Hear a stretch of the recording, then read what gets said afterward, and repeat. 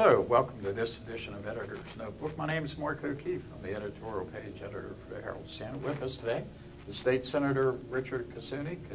Rich, I want to thank you very much for coming on our show today. And of course, you had some big news here recently. You announced that after 32 years in the state legislature, 12 is the state rep in the 52nd district, and then the last 20 is the state senator for the 32nd district, that you've announced that come the end of the year, that's going to be it.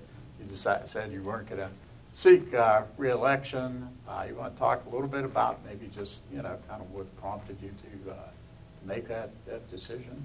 Well, I think, there comes a time in everybody's life where we have to make that decision in terms of, what we want to do and, what direction we want to go with our life. At 67 years of age, I start, just looking at retirement in terms that, 32 years traveling back and forth up and down the turnpike, and for that matter, across the entire state, living in a hotel room.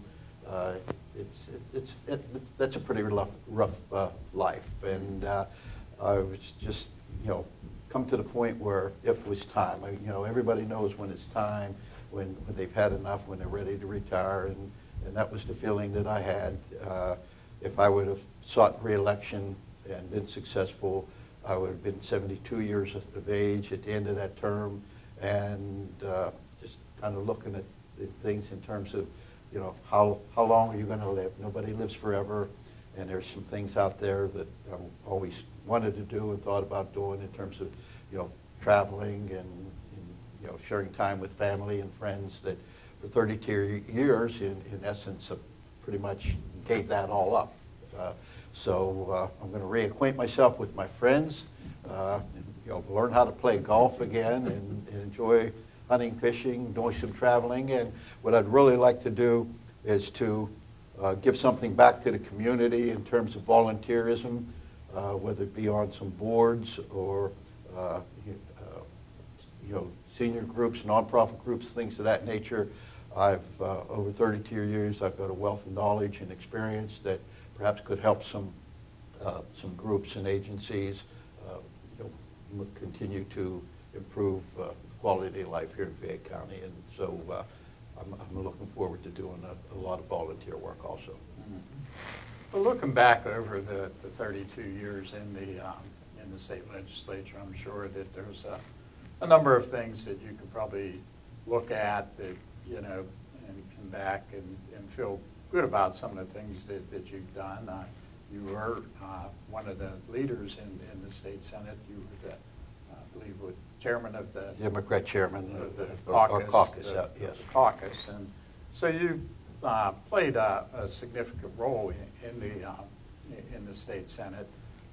Is there anything that you feel probably proudest about? I know the one thing. Well, yeah, without a doubt, and I think anybody, and many of us in the Herald-Standard was very involved in that project, and a positive force and factor in seeing that completed. And Mike Ellis, kind of took charge of that here with the newspaper and writing the articles and such. But the public group, the FACO group, headed by Jimmy Marzolo and Ron DeSalvo, and of course many others, the public support for that just inspired me and gave me the drive and the energy that it was built built off of that and worked off of that to make sure that the funding and the construction got in place to build that highway.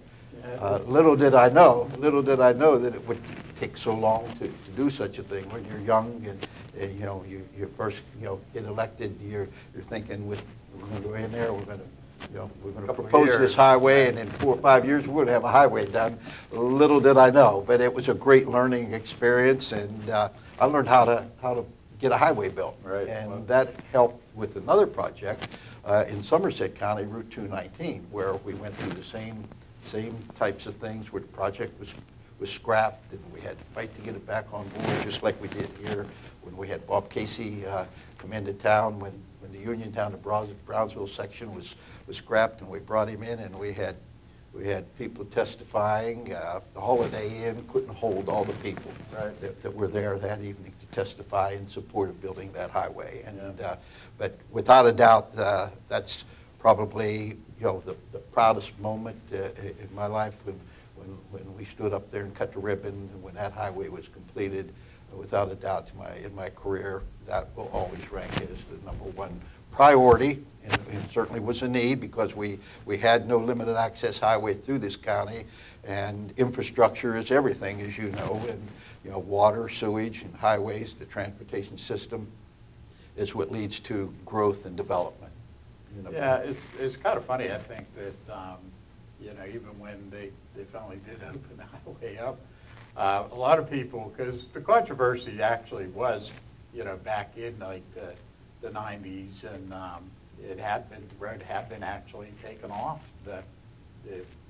exactly the turnpike, and wasn't going to be built, and then we're able to get Governor Casey down here and show that there was a lot of support for this highway, and you were definitely one of the leaders. But even after that, I can remember, how many times there would be things where it would be like, I remember there was a fight about, they were going to build the Pittsburgh section first. Right, well, you're right. We all know, like, that got mired down and all kind of problems and stuff. And if they had tried to do that first, we might not have this. You're right. Our section would have never been built because, #1, there wasn't enough money to do all of that. If they would have took the money and spent it there, we would have had no money to build Uniontown to Brownsville.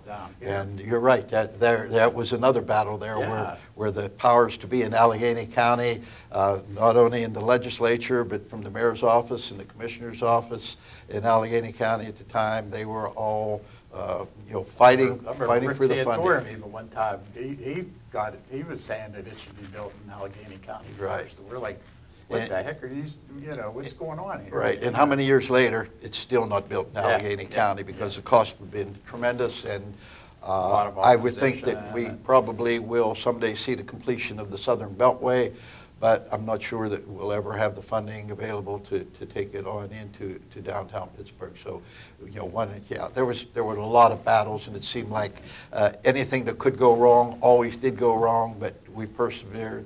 And the public support was just overwhelming, and we weren't giving up, and we weren't backing up, and it happened.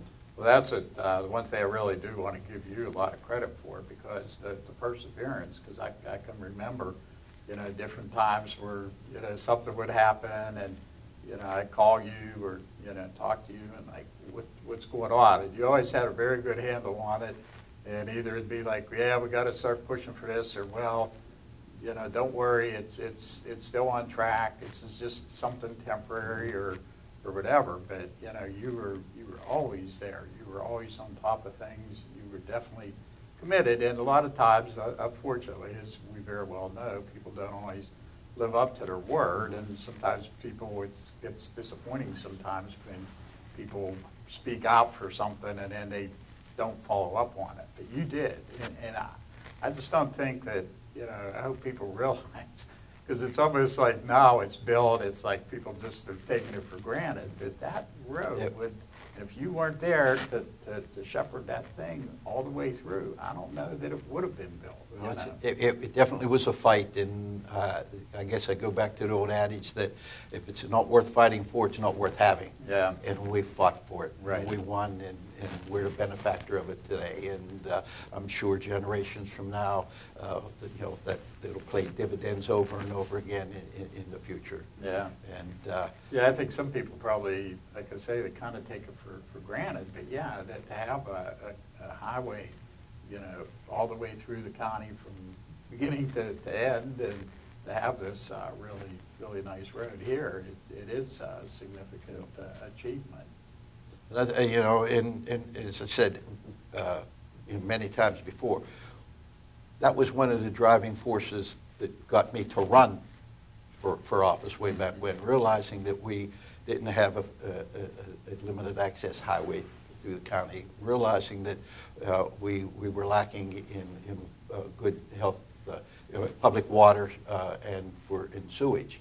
And those were the things that drove me. to do it. It was, well, you can sit around and you can complain about not having it, or you can try to do something about it. So I took the attitude, I'm going to do something about it. I'm rolling up my sleeves. I'm going to be a doer, not a complainer. And those were the first three things in my initial campaign that I had the desire and the drive to see these things through. And in addition to the highway, we're also now seeing most of the townships have public water throughout the area, and even to the point of now, most of the townships have undertaken major sewage projects that's, once again, going to pay dividends down the road. But back in 1981, Right. the first time when I ran and failed, lost by a close margin. But back then, that was my vision for the county. That didn't change in all of these years, and we'll continue to do what we can to improve the quality of life through building and rebuilding the infrastructure of our county. Yeah, I can remember when I first moved here back in 1981, and being surprised at the lack of sewage and public water around here.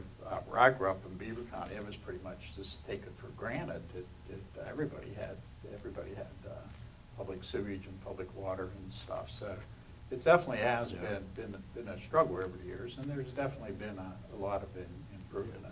And along those same lines, so I was a proud co-sponsor and glad to be a supporter of the Penvest program.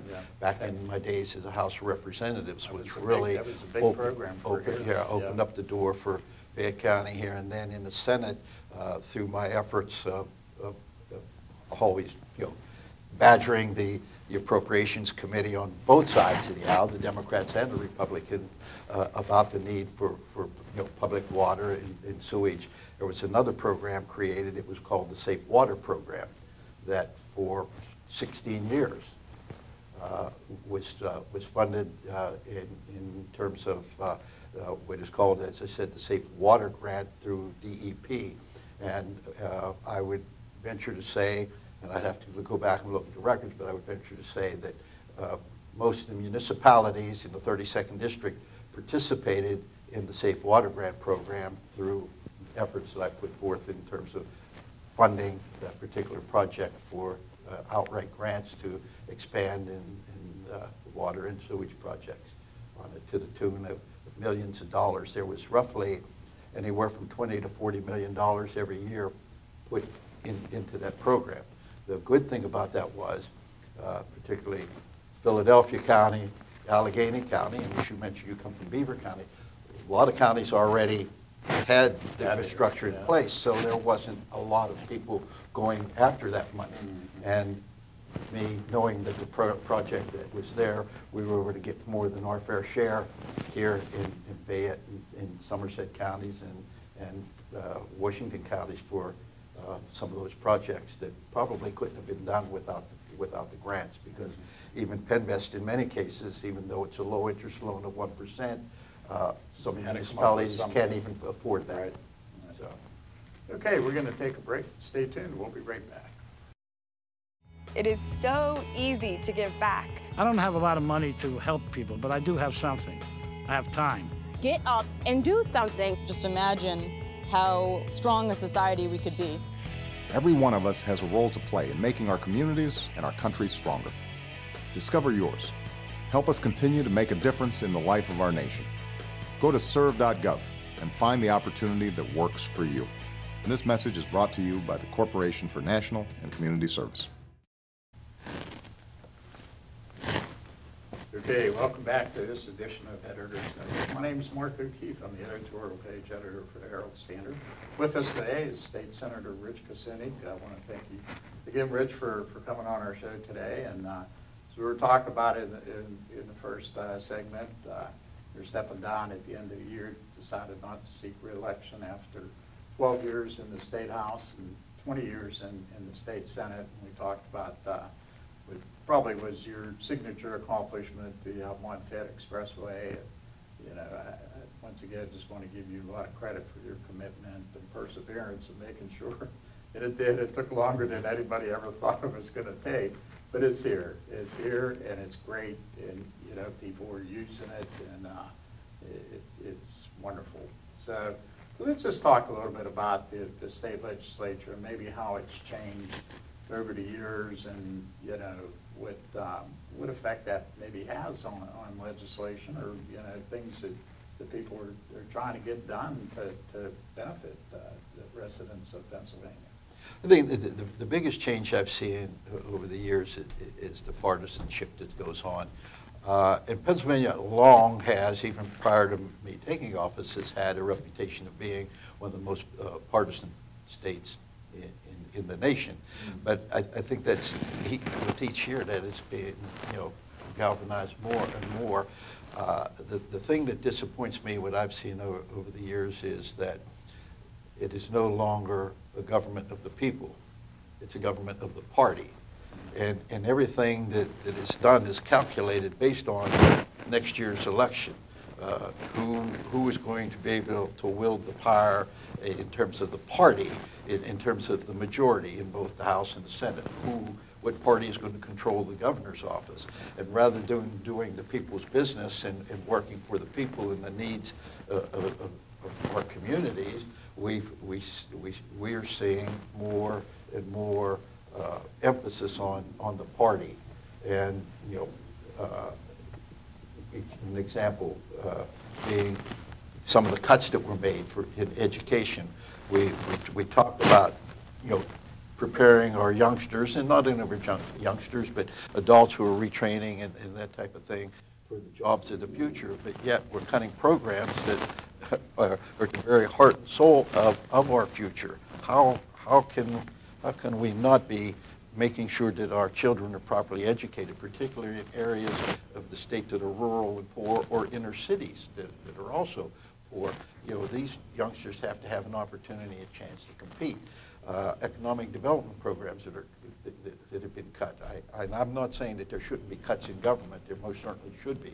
But we need to prioritize things and not be looking at what's best in getting somebody reelected or keep them in the majority, or because it's a Democrat that has a great idea, we're not running that bill, or we're not making that proposal because it's not a Republican idea, or vice versa. If the Democrats are in charge, I've seen the same thing happen when we were in charge. Good ideas are, you know, pushed aside because of you know, who may benefit from this politically.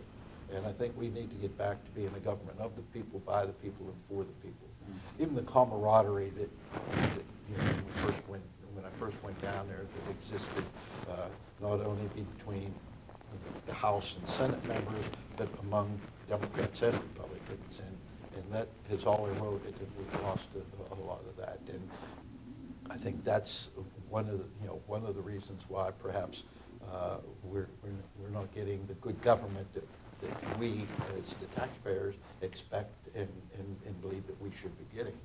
Well, it seems that one of the things, too, that I've noticed, it seems, I don't know if it's got worse or whatever, but it just seems like it takes so much time and so long, and so, even for simple things. There was a thing about texting, trying to get paying text while you're driving, which sounds like a pretty, yeah, I don't think everybody can agree on that. But that took like years to finally get that passed. And, you know, either the bill starts in the Senate or the House, but it has to go through both. And you have committees in both. And, you know, does it seem like things just really get bogged down? Right. And I think it goes back to what I was just referring to. Whose idea was it? Yeah. And because it's not of the right party or so on, you know, you put it on the back burner. The other thing is, in the texting thing, right, that's a common sense thing, and that should have flew through the legislature years ago. And not just texting, but, you know, everything else that I've seen traveling that turnpike. I've seen people reading newspapers and books. I see people eating going down the highway, you know. I see people fixing their hair and makeup. And, I mean, it's just a little scary out there. Yeah, it is. But, you know, those are things that should just, you know, all be common sense things. And if people aren't adhering to it, then you obviously do have to, you know, pass a bill and make it a law. But that is something that should fly through the legislature with with ease and be on the governor's desk and become law, not about who authored that piece of legislation. And as I said, that's what it's getting down to, and that's what it's been for some time. It's a government about the party and not about the welfare and the best interest of the people of the Commonwealth.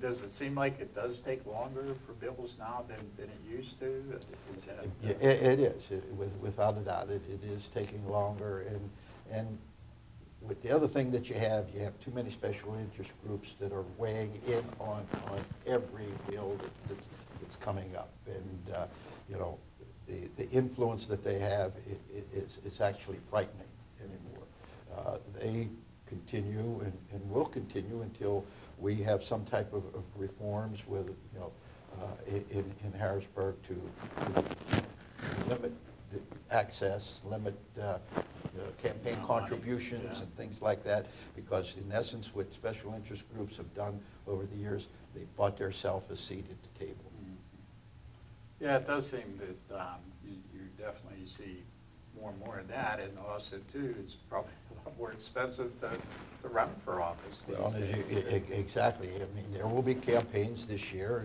and probably right here in the 32nd district, when you add up and look at the expense reports, the campaign reports that are filed for the primary and the general election, don't be surprised if when you total up, you see $1 million bill sitting on that. Yeah, which would have been probably unthinkable, say like 20 years ago. Probably, if that was the case, I probably wouldn't even consider running. Yeah. I mean, how do you raise that kind of money?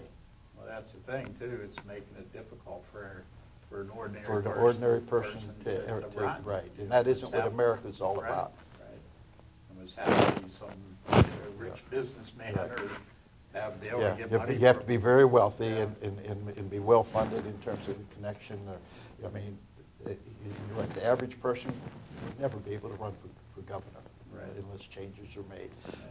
Even on the local level, we're seeing the impact of all of that, and it's becoming too costly, and the average person will not be able to seek a seat in the legislature or governor or Congress and things, and America wasn't founded upon that principle.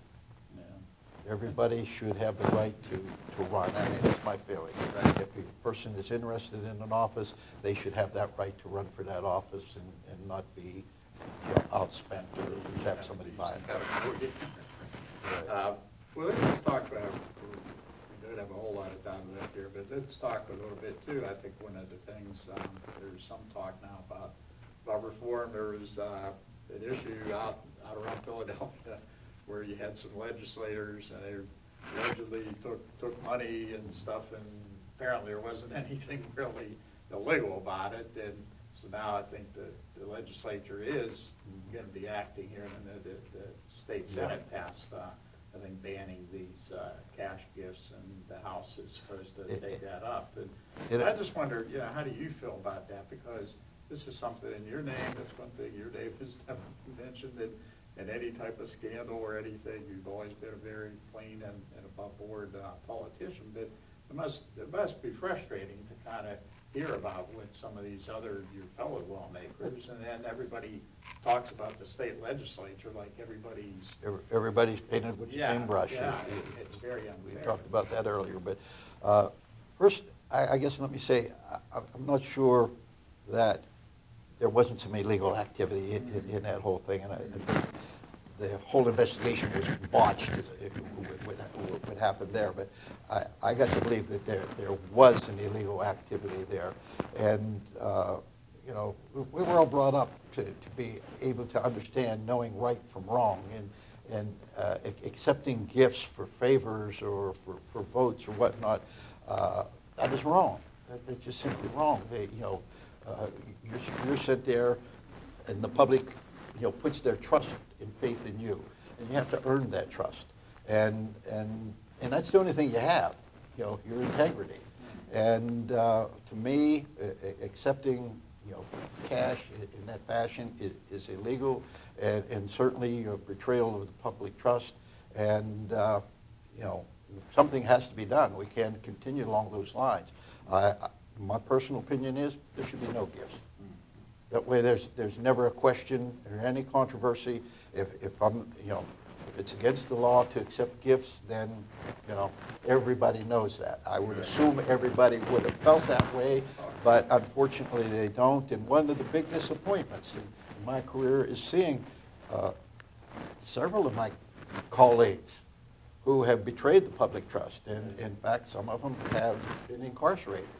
And that was obviously very discouraging, very disheartening to see those things happen. And,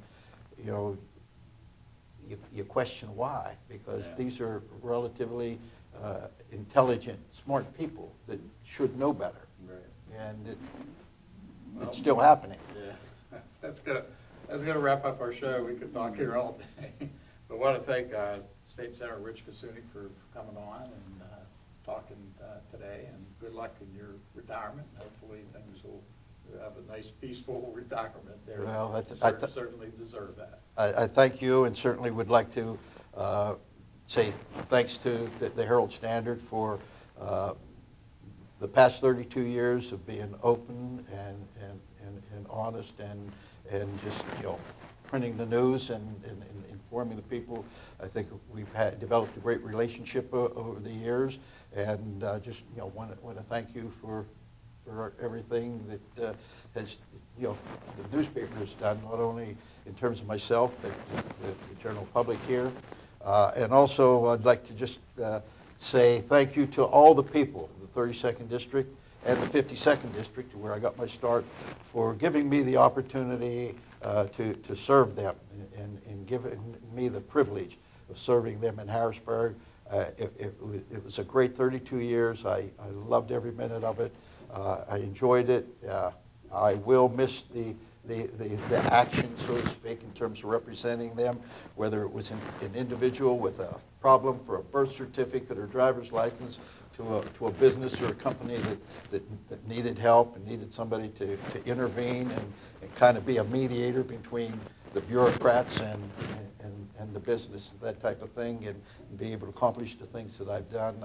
I've been blessed, and I was entrusted to do a job, and I hope that I earned that respect and trust from the people of the district. And thanks to my staff, because you're only as good as the people you surround yourself with, and I've had a wonderful staff here locally and in Harrisburg. Okay, well, thanks again for coming on, and I want to thank you for watching. My name is Mark O'Keefe. I'm the editorial page editor for the Herald-Standard, and we'll see you later.